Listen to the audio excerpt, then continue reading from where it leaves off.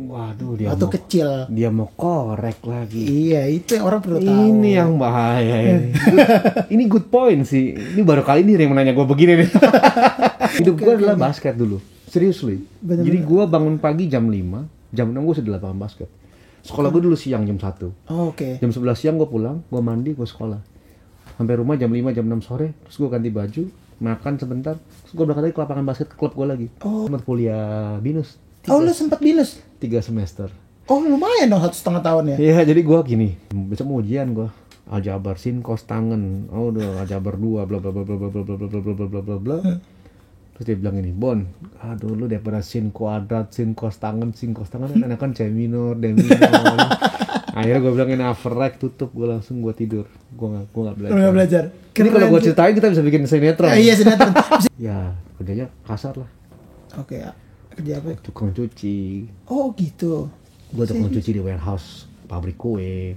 Halo teman-teman, apa kabar semuanya? Selamat datang di Serundeng, seru-seruan bareng Laudeng. So, sebelum nonton episode berikut ini, jangan lupa untuk subscribe, like, komen, dan juga share. Oh iya, jangan lupa nyalain loncengnya juga ya. Oke, so selamat menikmati. Jangan kamu bosan, ayolah semangat, yuk. Serundeng, seru-seruan bareng Laudeng. Nah akhirnya balik ke Indonesia. Otomatis kan banyak orang suka bilang kayak kemarin pun juga di Serundeng Demas bilang kayak lu lah, misalnya dia udah mulai dulu, tahu-tahu akhir harus melepaskan untuk kuliah di luar. Betul. Pas balik kayak harus dari ngapain ya? Iya gitu kayak ya? dari ngapain? Kayak dari semacam kayak dari nol lagi gitu. Nah waktu itu lu sendiri pas balik apa yang lu lakukan pertama kali yang berhubungan sama musik lah? Sowan. Hah? Tahu sowan? Apa sowan? Datang ke tempat mana? Gue gue udah pulang ya. Announce ya. Iya, gue udah pulang. Belum ada Instagram kan? Enggak ada. Gue mesti ikut latihan siapa, ikut latihan ke tempat siapa, ikut sampai ya Ko Amin ada kerjaan lagi gitu, diajak lah sama Ko Amin. Oh, oke. Sampai pada akhirnya di Desember di Januari Desember apa ya kalau nggak salah akhir tahun 2007. Gue main di Metro TV gue lupa pokoknya 4 Januari. Nah itu ketemu Glenn itu. Oh, oke. Ya, ketemu Glenn situ ya. Terus kan waktu itu di Australia juga sempat ketemu Glenn yang main kan? Iya, 2006.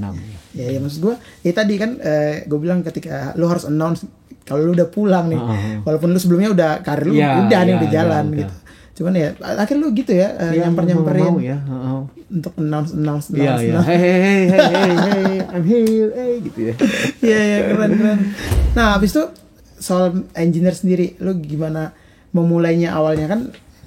Mostly kan tujuan lo utamanya bass gitu. Iya. Ini sebenarnya hobi yang terselubung lah. Gue tuh suka banget dengan sound sebenarnya. Okay. Sebelum itu tuh ya awal mulanya di gereja dulu yang pasti, terus ke mobil dan gereja. Lo suka juga ya? Gereja tuh mau nggak mau karena nggak ada orang. Yeah. Gereja gue gereja kecil ya. Jadi gue mau nggak mau gue mesti ngerti pasang, cabut dan segala macam. Sampai keterusan sampai gue beli speaker terus tuning sendiri gitu. Hah? Oh lu tuning sendiri? Jadi gue beli speaker, gue rapiin sendiri sistemnya. Ya karena menurut gue kan terminologinya sama dengan gue belajar di mobil. Oh oke. Sama gitu loh. Iya. Butuh ini segala macam. Sampai ke Australia hanya pada penungguhan aja bahwa gue dapet ilmu yang lebih banyak lagi gitu. Iya. Itu aja sih. Oh. Jadi ya memang gue sudah ini dan akhirnya ya udah berjalan bersamaan lah gitu ya. Di sana pun juga sama, di sana gue bantuin sound lah, di sana ya gitulah. Emang gue aja nggak kerja aja. Iya. Gue nggak kerja kesana, gue kerjanya ngamen gitu. Iya. Benar itu ya, maksudnya soalnya kan sebenarnya dunia engineering walaupun di dunia yang sama kan tetap basicnya ada beberapa poin yang beda-beda lah. Betul. Cuman engineer, player, betul. Itu kan beda-beda dan maksud gue buat gue amazed lu bisa ngejalanin dua-duanya. Ditambah satu lagi bisnis ya. Iya. Jadi maksud gue itu gokil sih. Nah, lu mulai berbisnis itu di tahun berapa? Setelah bermusik kah atau pas lagi bermusik itu? Oke, jadi gue pas balik kan gue tuh punya temen gue namanya Elias tuh kan duluan lah di sound. Iya. Sebelum itu kan memang gue udah bareng dia juga. Oh emang udah teman lama? Teman lama, dia udah jalan duluan dan segala macam, dan gue juga gak pernah kontak. Kita pas pulang juga kontak hanya buat ketemu ngobrol-ngobrol aja. Gue nggak tahu kalau dia rentalnya semakin besar dan segala macam. Ya gue juga nggak pernah kepikiran bahwa mau kejar bisnis rental dan segala macam sih. Gue sering bantu gereja saja buat beliin alat sama gue tuning. Iya. Itu salah satu jasa gue lah gitu ya. itu aja yang gue suka galakan. Gereja kecil gue bantu, gue bikin, gue belanjain sistem, kita ngobrol harus bagaimana dan macam, sampai punya itu sebuah kebaktian mereka dan semuanya gitu. Mungkin pada 2000 berapa ya, gue lupa sih jujur sih, entah 2013 atau 14 gitu ya, gue diajak lah mulai masuk terjun ke dunia, tapi enggak, gue masih kerja di situ. Gue masih kerja by event aja segala macam. Iya. Sampai 2017 baru gue join ke dalam manajemen bisnis rental ini di Energi 9 Perkasa ini gitu. Jadi memang ya bersamaan berjalannya. Oh tadi awalnya emang lo ini dulu ya, maksudnya kerja aja ya, per eventnya segala macam ya. Tapi gue nggak gitu ngurusin manajemennya gitu.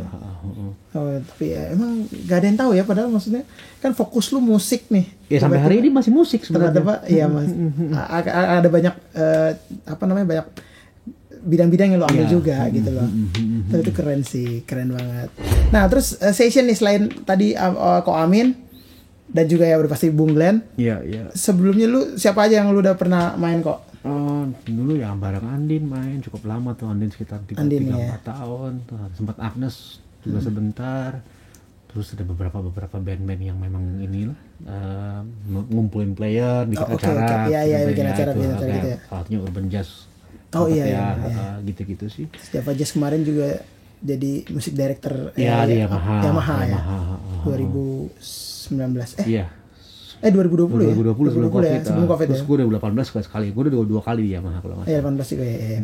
Nah, pengalaman kok yang lucu ataupun mungkin memorable buat lo pas lagi session, ada nggak?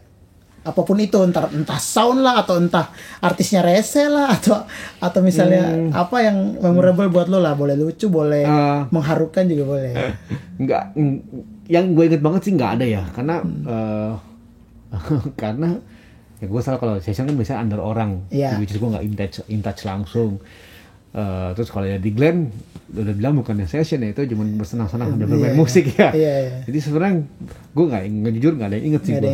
Nggak ada yang ada lucu apa kenapa, nggak ada sih. Ya udah berjalan. Cuman yang paling berkesan menurut gue yang gue pertama kali nggak lama setelah gabung sama Glenn itu kita ke Belanda. Oh oke. Itu one of the best show menurut gue sih. Kenapa tuh? Gedungnya bagus, soundnya luar biasa. Oh iya. Crowdnya enak, terus luar negeri gitu ya. Gitu. Iya. Itu yang menurut gue sampai hari ini memorable. Nama tempat itu ada Part Van Troye. Itu ya karena gue juga orang senang akustik building ya.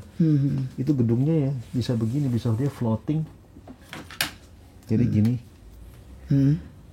Gedung. Bangunan di atas gedung. Oh oke. Ngambang gini. Iya. Oh iya, udah kayak studio aja dikasih ruang kosong. Kayak floating room.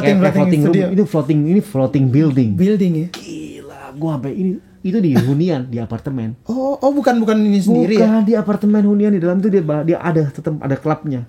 Keren. Klubnya buat 1.500 dan soundnya gila. Oh gila. Ceknya minta ampun tapi enak. Wah, gua bilang ini gila, gua sampai amazed nih.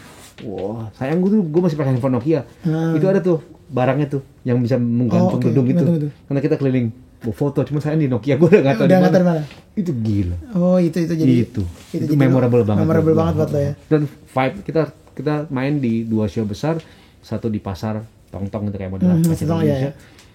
2 yang show tuh ya yang Part Van Troye itu yang top sih. Iya. Terus lama ya di sana berapa hari ya? 12 hari atau berapa hari? Lama. Iya, jadi pengalaman top pertama juga sih, ya. Baru ikut session terus kampungnya gitu, kampung ya. Gila main luar negeri dan amat teman-teman itu dan vibe-nya enak banget. Iya benar.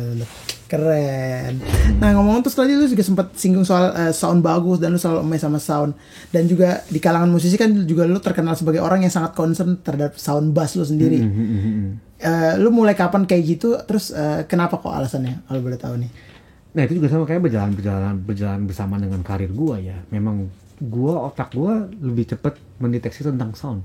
Lebih cepat itu, kayak tang gitu, langsung ke detect ini gini. Refleks gitu ya? Iya. Dibanding mungkin Gua kan enjoy sound dulu daripada aransemen musiknya. Iya. Ini kalau arranger akan enjoy aransemen dulu baru soundnya. Gua sound dulu. Begitu sound dapat udah enak baru gua bisa define musiknya. Oh lu begini gitu. Gua orangnya lebih itu dulu. Gitu dulu. Ya, jadi comfort zone gua adalah gua denger sound dulu enak baru gua bisa denger musiknya. Oh gini. Gitu. Jadi kalau sound nggak enak gua nggak bisa enjoy musiknya. Iya. Begitu picky ya, tapi ya well ya sudah. Ya tapi nggak apa-apa gitu ya. Itu kan lu. Maksudnya tapi alasan utamanya apa? Karena kalau menurut gua karena mungkin ketika lu menerima sound yang bagus kan, at least lu jadi bisa denger detail dan bisa menikmati aransemennya dengan. Pasti mood sih. Ini ya. Oh ya mood juga ya mood ya. Begitu gua dapat kayak kadang gua main. Begitu gua dapat sound yang enak, mood gua kebangun. Oke, iya. Berarti kalau mood sound kurang enak, gua susah tuh, bener. Gua main mencoba mencari sampai pada satu titik gua bisa deal sama itu. Seriously. Banyak kasus banget yang jadi akan di dunia session gua. Yang beberapa kali gue cerewet banget tentang sound bass, gue nggak puas sampai gue akhirnya bete sendiri gitu, dan akhirnya menurut gue itu nggak bagus sebenarnya, berdampak pada pekerjaan kita. Iya. Terus nggak boleh, sampai gue pada satu saat gue bisa deal akan hal itu. Bukan hal gampang sih jujur, sampai akhirnya gue bisa deal akan hal itu gitu. Iya. Nah sama ada banyak pertanyaan juga yang sering nanya ke gue dan juga teman-teman yang lain sih, karena kan zaman sekarang orang anak-anak muda gitu ngelihatnya udah session player nih. Kalau zaman gua ya, gua nggak tahu zaman lo. Zaman gua ngelihatnya kalau main musik kan pengen jadi anak band kan, karena masih zaman band. Nah, anak-anak sekarang kayaknya ngelihatnya tuh udah jadi session player. Gua pengen jadi kayak A, gua pengen jadi kayak B. Nah, jadi sering banyak yang nanya gimana sih cara atau kiat-kiat untuk menjadi session player. Kalau menurut versi Koboner sendiri, apa yang harus dilakukan seseorang untuk menjadi session player? Lengkap. Oke. Lengkap berarti musik dan attitude.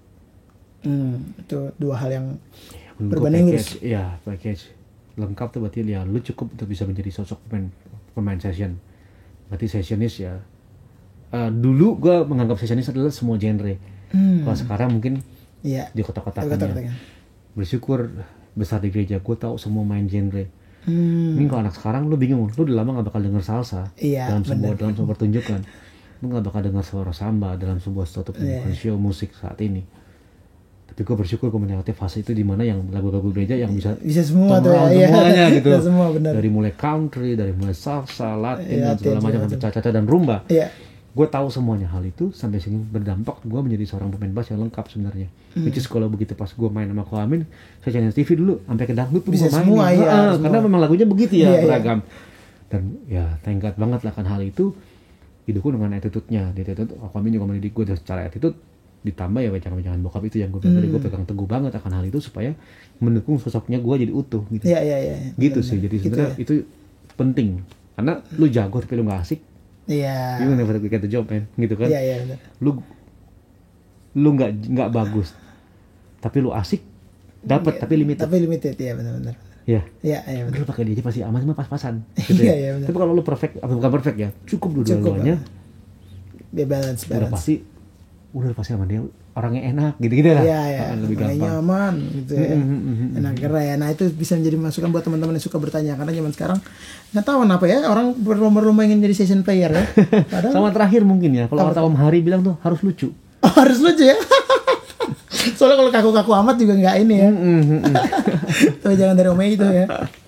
Oh gitu ya, udah aku pasnya itu semoga bisa jadi masukan juga buat teman-teman di rumah nih yang mau jadi session player, mau jadi musisi seperti Bonar Abraham tuh harus lengkap. Jangan jadi kayak saya. Ya, semua orang pengen loh, cik. Oh iya gitu ya. Jangan, nanti kamu rugi, cik gitu. Nah terus sambil berjalannya waktu, oke lah jadi session player, terus kemudian akhirnya banyak jadi endorsement brand-brand musik. Terus lu masuk tadi yang lu bilang lu concern banget sama audio, akhirnya lu membangun studio ini di tahun ini tahun 2000 berapa tuh? 2000. Start bangun studio ini tahun 2010. 10 ya. Memulai banget awal-awal. Iya, from dari nol, dari rumput. Oh, ini benar kosong doang. Tanah kosong ini. Oh, oke. Tanah kosong. Dari 2010 sampai akhirnya jadi ya oke lah udah ya, proper untuk dipakai. 2015 ya. 2015. Akhirnya dipakai awalnya ini memang buat rekaman doang atau ada buat studio latihan juga? Enggak, full rekaman saja. Full rekaman doang. Awalnya ini enggak ada studio ini. Gue punya studio. Ya sebelah yang buat tracking. karena istri gue juga dokter gigi. Jadi terus kita buat ada studio, yang ruang kaca tadi itu itu ruang dokternya, klinik ya rencana. Iya. Ini tempat apa tuh?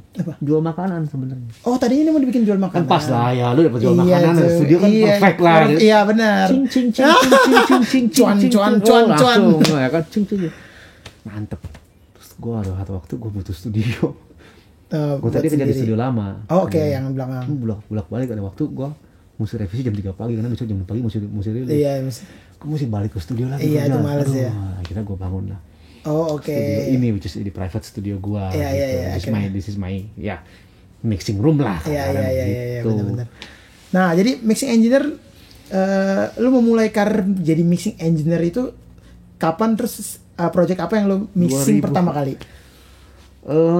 Gue jujur projectnya nggak inget ya. Nggak inget. Gue udah intinya itu gereja. Oh gereja, oke. Gereja. Terus gue 2009. Oh 2009. Mungkin malah ada first project gue sebelum gereja tuh ya berbarengan sama The Raid film itu. Oh oke, ya The Raid 2 ya? The Raid 2. Berbarengan tuh gue. Oh barengan. Kurang lebih nggak lama setelah itu. Iya. Menurut lu apa yang membedakan antara lu bekerja sebagai session player atau sebagai main bass lah, sama lu bekerja sebagai seorang mixing engineer? Beda banget sih udah pasti. Kalau di mixing engineer gue melihat secara big pictures ya, global yang gede gitu. Satu buah aransemen dipersembahkan bla bla bla bla, ada ini ada itu, nah gue cuma bisa, tugas gue adalah meramu tuh supaya menjadi kedengarannya lebih balance dan mengeluarkan magicnya gitu. Energinya lah gitu ya, kayak gitu sih.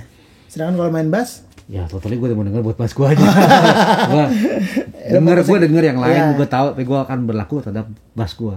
What should I do setelah gue denger ini? Itu ngerti sih. Kalau juga gue bereaksi setelah gue denger di sini ada bunyinya, tiba-tiba ada ini, ada bunyi menuju ke chorus terakhir, ada bunyi ini. Apakah perlu di-highlight nggak nih ya? Kalau mau di-highlight berarti apakah gue mau tambahin levelnya kah, atau gue tambahin apanya supaya bisa lebih menarik gitu loh. Iya benar-benar. Jadi itu dua hal yang berbeda ya, karena ini juga bisa jadi masukan buat teman-teman, karena dunia musik itu seluas itu. Kalau zaman dulu atau mungkin orang-orang yang masih di luar musik pengen kerja di musik, pengen masuk dunia musik kan taunya pengen jadi musisi, pengen masuk dunia musik, pas masuk kan ternyata bisa jadi session, bisa jadi reguler, bisa jadi mixing engineer, dunia musik juga kan, bisa jadi mastering engineer, bisa jadi produser, banyak banget, tapi emang masih satu rumpun musik tapi dengan job desk yang berbeda-beda ya. Betul. Kalau disuruh memilih jadi bass player apa jadi mixing engineer? Nggak bisa dipilih. Why? Nggak bisa. Kebenaran dua-duanya jalan. Ya juga sih, kalau tiba-tiba yang satu gak jalan tapi lu idealis kayak bass nggak jalan tapi ada mixing engineer, tapi gue idealis gue bass, nggak mungkin juga ya. Iya, karena dulu jadi gue nggak bisa milih ya. Puji Tuhan. Puji Tuhan. Dan soalnya kan ya tadi gue bilang dua hal yang berbeda, namun iya ya nggak bisa dipilih sih itu. Kalau lu suruh pilih gue tetap mungkin enjoy main bass, but somehow tadi gue senang banget dengan soundnya gitu. Oke. Ya itu meramu sound is different lah gitu. Iya, benar. Terus apa yang akan lo cita-citakan lagi kok maksudnya lo jadi session udah, lo kuliah di luar udah. Susah bener tanyanya nih, makin lama nih. Lo mixing yang semua proyek-proyek di Indonesia, gereja, film pun juga udah. Apalagi yang menjadi mimpi ataupun goals seorang Bonal Abraham sekarang? Waduh, ini belum pernah ada yang nanya gue begini loh. Ini pasti subscriber nambah ini. Aduh. Gue dari tadi masih ngeliatin ini mic-nya bagus banget ya. Aduh, jangan dong. Tetep ya. Guys, masa podcast pakai mic beginian guys? Yang benar aja. Gue aja gak punya lo di studio. Aduh, apalagi ya goal gue? Enggak sih. Gue cuma mau tetap di musik. Gue gak neko-neko sih. Gue pasti targetin hidup gue naik ya. Hidup gue naik, pasti target gue hidup gue naik dalam segala level lah, kerjaan, finance, segala macam semua pasti gue memfokuskan itu untuk wujud naik. Itu udah pasti. Nggak muluk-muluk, tetap kayak gini gue masih happy. Jadi ada jadwal banyak, mixing banyak gitu ya, studio padat. Udah sih. Lu mau tanya apa lagi sih? Anak-anak happy, istri senang. Anak istri semua sehat-sehat semua. Gue rasa gue nggak butuh hal yang lain lagi. Maksudnya dengan ada yang sekarang aja kadang-kadang kita susah. Even mau ketemu lagi kan susah. Iya, ketemu susah bener. Tiba-tiba tadinya hari ini gue kosong, ternyata tadi pergi dulu, ntar pergi lagi. Terlambat gitu. Gue juga nggak. Ya bingung Iya, mau ngapain juga bingung jujur. Makanya gue bilang hidup gue anugerah. Oke. Mau dibahas nih? Mau berapa panjang nih coba kita? Bisa di sesi 2 di hari Minggu kita live. Nah, live hari Minggu. Kan belum pernah ada kan serundeng rohani. Tayang setiap hari Minggu. Setiap hari Minggu jam 8 pagi. Ibadah bareng dong kalau Jam 8 gitu. pagi jangan dong, orang masih gereja. Tapi itu maksud gue berarti lu juga bukan orang yang maksudnya apa muluk-muluk ke depan, lu emang ngejalanin apa yang ada di depan lu nih ya. Ya, gue punya mimpi. Tadi gue punya mimpi, gue punya target. Sempat shifting, terus gue kejar aja terus, gue lakukan terus, berusaha menuju ke sana. That's it. Udah ya. Udah. Sama mungkin ini kali ya. Kan mimpi gratis. Ya. Mimpi gue yang tinggi banget ada. Tapi yang paling gue kejar utama yang realita dulu. Oke, ya. Jadi gue nggak capek gitu. Ya, Gue yang muluk-muluk gue ada, bukan nggak pasti ada muluk-muluk ada. Cuman gue tahu itu kalau misalnya gue sampai ada bukan kuat dan kagak gue juga, pasti ada pekerjaan tangan Tuhan yang lain karena bukain berkatnya. Tapi kalau yang realita ya gue bisa kejar, gue tahu kok gue mesti begini. Itu pun juga nggak muluk-muluk, gue taruh aja, gue kejar gitu. Oh, oke. Nggak mesti targetnya, wah tahun besok ya. Gue takut gue kecapean, terus jadi apa ya? Jadi exhausted, terus jadi kecewa gitu. Enggak lah, udah biar aja gini. Iya. Gila, ini nih patut dicontoh senior yang kayak gini nih. Bukan berarti gue kagak susah ya. Susah. Karena orang lihat, wah Bonar Abraham sukses nih. Ini patokan musisi sukses Bonar Abraham. Jangan dilihat dari mata. Nanti Anda kecewa. Keren. Percaya gue. Nanti ya, bener ya. Suatu saat gue mau bahas sama Laudeng. Iya, jangan lihat dari mata. Kalau lihat dari mata lu kecewa. Percaya gue. Cuman ini mungkin sedikit kamuflase. Dia bilang, lu terlalu rohani. Enggak. Karena emang ini apa yang gue alami. Seriously. Iya, dan lu udah. Iya, kalau gue buka, bener-bener lu kan kaget. Sorry ya. Gue mungkin dalam classified ya orang-orang yang Kristen yang tahu kan kaget. Karena memang benar-benar begitu jalannya. Karena ini yang gue alamin, ini yang gue rasain dan gue lakukan. That's it. Itu doang. Gue nggak muluk-muluk kok. Gue nggak muluk-muluk. Jadi nggak ada yang kamu flash. Oh ini gue hias supaya kesana Instagram. Nggak ada. Capek supaya jadi Instagram gitu ya, supaya jadi kesana looks bagus, nggak ada. Jalin aja begini. Ya memang ada apa adanya gini ya gitu. Keren. Karena nggak punya. Keren. Nah, nanti kita akan hadirkan di Serundeng Special Edition with Bonar Abraham. Spesial untuk apa nih? Hari Paskah kah? Di hari Natal bulan Agustus tapi. Natal Agustus. Oh gitu ya. Tapi ini seru banget, sangat menginspirasi banget dan juga memberikan gambaran gak hanya buat kalian tapi buat gue juga. Kayak ternyata lu selo itu kan, orang ngeliat lu kan lumayan serius, apalagi kalau yang dulu kan soal sound lu juga agak sedikit galak. Wow, siapa bilang? Katanya. Siapa itu? Tapi apa namanya, di balik semua itu kan lu emang punya alasan, punya reason yang benar, punya tujuan yang fokus gitu, sehingga akhirnya lu bisa sampai di titik ini juga semua karena anugerahnya. Gitu. Keren. Kok mungkin ini terakhir ya sebelum kita menutup Serundeng ini nih, seru banget nih. Jangan ditutup bro. Aduh. Lagi nggak? Gitu. Nanti kita akan ada lagi karena dia mau meeting dulu. Tuh kan, yang dibongkar dong. Iya benar. Ketawa ada sibuk. Nah kok mungkin pertanyaan gue terakhir nih lebih general lah. Apa harapan lu sebagai salah satu musisi di Indonesia untuk musik Indonesia? Widih. Nasionalis gak? Nasionalis gak? Gue jujur. Gue tuh gak pernah pikirin gituan ya. Jujur banget gue. Harapan gue tuh ya enggak, dengan adanya teman-teman yang generasi yang baru ini kan mewarnai musik Indonesia luas ya. Iya. Dengan tren musik yang sekarang, dengan masing-masing talenta itu luar biasa menurut gua, dan kita bangga lah compare to negara-negara terdekat kita kan boleh dibilang musik industrinya stagnan ya. Kita tuh kan gila. Iya, patokannya ke Indonesia kan. Iya, dan dibilang kita mati enggak gitu loh. Buktinya ya contohnya studio rekaman jalan terus, home production jalan terus, teman-teman gue lihat yang produktif terus, keluar album banyak banget. Jadi which is sebenarnya susah secara pandemi ini, tapi enggak kok, banyak karya banget yang dikeluarkan, orang yang di push untuk bisa mengeluarkan karya. Jadi gue yakin asal pelaku industrinya mau terus giat membuat karya untuk tetap bersemangat untuk bisa menciptakan itu, musik Indonesia kan terus naik ya.